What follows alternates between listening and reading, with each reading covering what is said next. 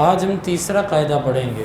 ہم نے پہلے 2 قاعدے پڑھے تھے، آج تیسرا قاعدہ پڑھیں گے. فریق اول یاد دہانی کے لیے نصف، ربع اور ثمن 1/2، 1/4، 1/8. فریق ثانی ثلثان، ثلث، سدس 2/3، 1/3، 1/6. یہ فریق اول ہے اور یہ فریق ثانی. قاعدہ آج تیسرا قاعدہ یہ ہے، فریق اول میں سے نصف، یہ والا پہلا، یہ فریق ثانی کے تمام ان سب کے ساتھ یا بعض، ایک کے ساتھ، 2 کے ساتھ، کسی کے ساتھ مل کے آ جائے تو مسئلہ بنے گا 6 پر. مسئلہ کتنے پر بنے گا؟ اب ہم اس کی ایک مثال لیتے ہیں. مثال کے طور پہ ایک ہے زوج،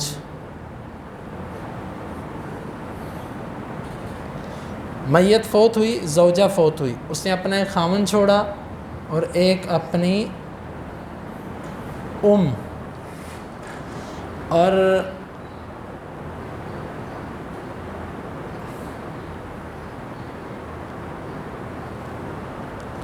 ایک اس نے اپنا چھوڑا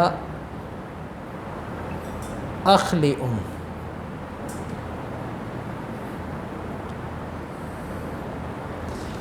عورت فوت ہوئی، ورثاء میں ایک اس کا خامند ہے، ایک اس کی ماں ہے اور ایک اس کا بھائی ہے اس کی ماں کی طرف سے.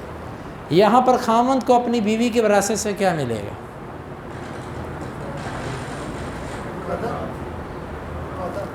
شاباش، آدھا، 1/2 ملے گا. ٹھیک ہے. ماں کو اپنی بیٹی کی وراثت میں سے کیا ملے گا؟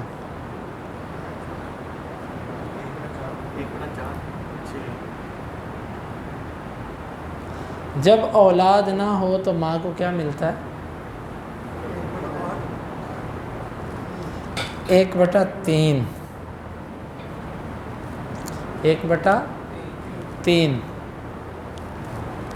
اور جب بھائی ہے ماں کی طرف سے، اس کو کیا ملے گا؟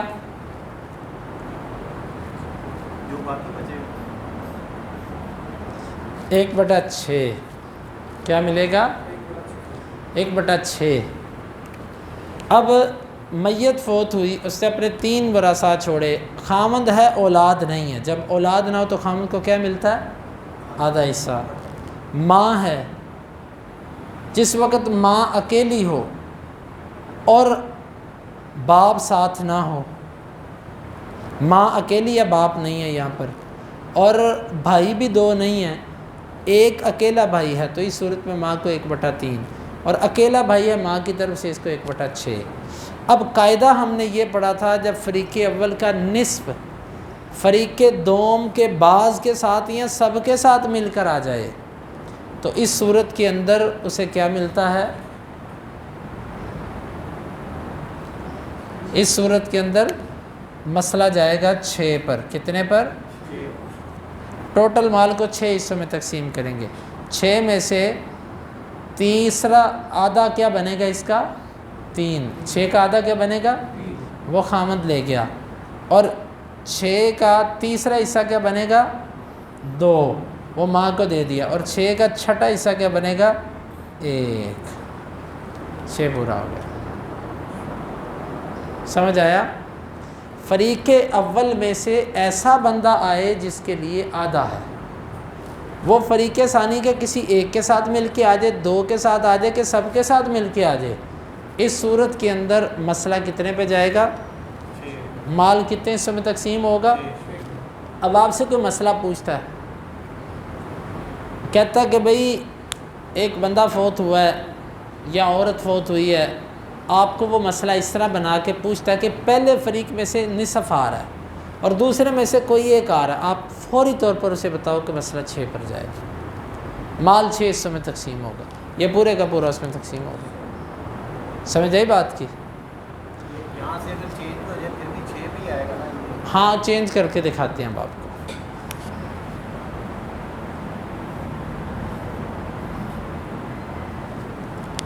زوج عورت فوت ہوئی، ایک اس کا خامند ہے اور دو اس کی جو ہے نا وہ بہنیں ہیں۔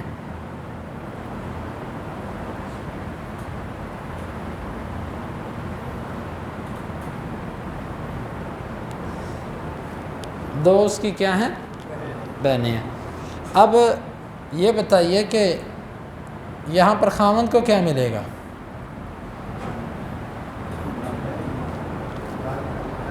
ہاں جی نہیں ہے اولاد، اولاد ہوتی تو یہاں لکھی ہوتی نا، 1/، شاباش، 1/2۔ دو بہنیں ہیں، دو بہنیں ہیں، اولاد نہیں ہے۔ بہنیں کس کے قائم مقام ہوتی ہیں؟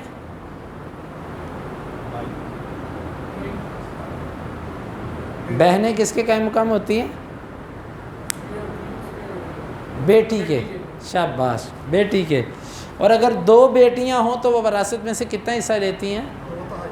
2/3۔ تو دو بہنیں ہوں تو کتنا لیں گی؟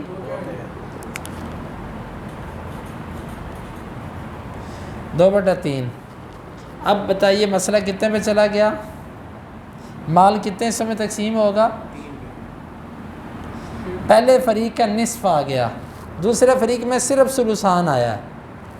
قاعدہ یہ پڑا تھا پہلے فریق کا نصف دوسرے سب کے ساتھ یا کسی ایک کے ساتھ مل کے آ جائے، تو مسئلہ کتنے پہ جائے گا؟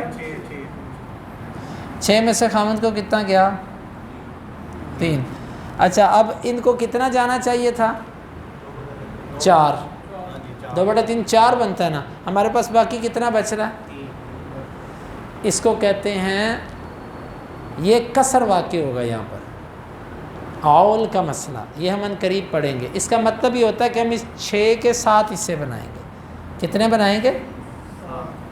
6 کو 7 حصوں میں تقسیم کریں گے، پھر اس میں سے 3 اس کو دیں گے، 4 ان کو دیں گے۔ سمجھ آئیے؟ یہ بحث آگے آئے گی۔ لیکن یہ بھی ہو سکتا ہے کہ جو باقی 3 ہیں اس کو 4 میں نہیں، 4 حصوں میں نہیں کرتے، کر سکتے، یعنی 3 کو 4 بنا لے، نہیں وہ نہیں ہو سکتا، کمی ہوگی تو سب کے حصوں میں ہوگی، سب کے حصوں میں کمی۔ اچھا ایک اور مسئلہ،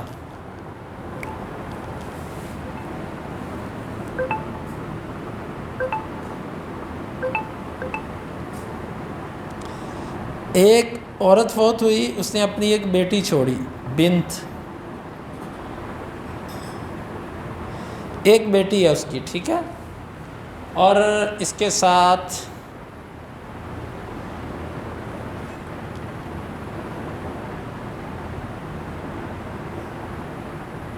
کر لیں،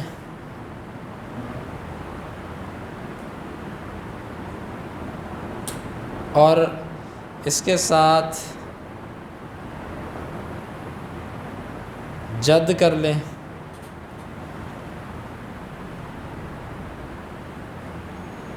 اب بتائیے مسئلہ کتنے پہ جائے گا؟ بیٹی کو کیا ملے گا؟ بیٹی اکیلی ہے، کیا لے گی؟ 1/2، ٹھیک ہے۔ ماں کو کیا ملے گا؟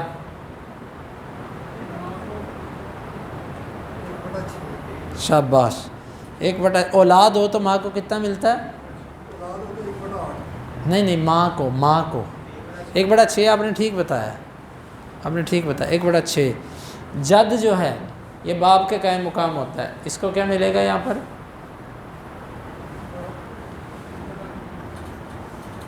1/6 پلس عصبہ۔ اب پہلے فریق کا 2 نصف دوسرے فریق کے 6 سے مل گیا، مسئلہ کتنے پہ جائے گا؟ 6 پہ۔ آدھا لے گی بیٹی 3، اس کا چھٹا حصہ 1 مل گیا ماں کو، اور چھٹا حصہ 1 باپ کو دیا فرضی طور پر، اور 1 حصہ وہ لے گیا عصبہ بن کر، یوں 6 کے 6 پورے ہو گئے۔ ایک قاعدہ کافی ہے کہ باقی بھی پڑھ لیں؟ اچھا نا، انشاءاللہ ہم اس کے بعد نا قاعدے پڑھنے کے بعد کچھ دیر رکیں گے، ہم مشق کریں گے، اس سے آپ کو حصے یاد ہوں گے کس کا کتنا ہے، کس کا کتنا ہے۔ انشاءاللہ جب یہ یاد ہوگے پھر آپ کو بڑا اللہ تعالیٰ سینہ کھول دے گا اس کے لیے۔ ہاں جی انشاءاللہ جی۔